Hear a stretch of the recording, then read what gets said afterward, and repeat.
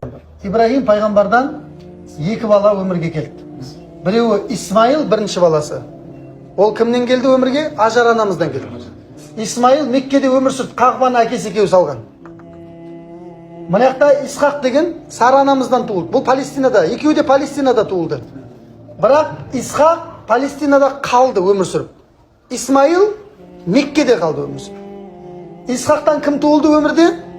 Яқуб туылды. Яқуб деген, Исраил деген осы кісі. Яқубтың шын аты Исраил, қажекелер. Иср деген, құл деген, ил деген, Алла деген. Алланың құлы деген, Абдулла деген сияқты ғой.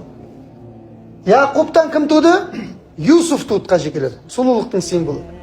Юсуф Мысырда болды, қажекелер. Бәну Исраил қаққа көшті? Мысырға көшті.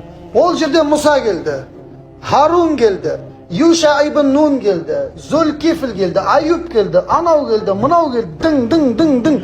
Пайғамбарлар бірінен соң бірі шығып жатыр. Соңында Закария, Яхия, Иса келді ғой. Бәрі кімнен? Бәну Исраилден. Исхақтың балаларынан. Мынаяқтан ешкім жоқ әлі.